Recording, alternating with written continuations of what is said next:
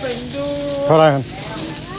อันนี้16เศษ9เป็นยู25,000พอเมื่อกี้นี่เท่าไหร่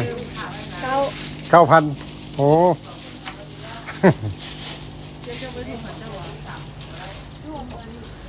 อันนี้25เด้อป้า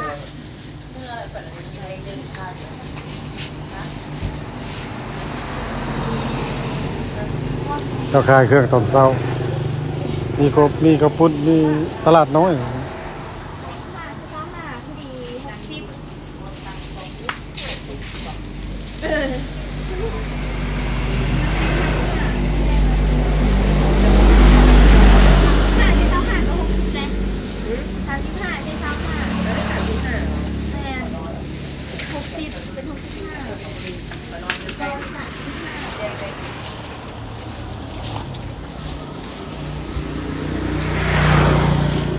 โอ้มีแต่ตัวใหญ่ๆพุ่นน่ะ เอาไปเฮ็ดน้ำกระปุ้นแซ่บเลยเนาะน้ำกระปุ้นปลาดุกกระเจ้าเฮ็ดอยู่บ่ล่ะเฮ็ดเลยเนาะแม่นว่าโอ้แซ่บเลยสั่น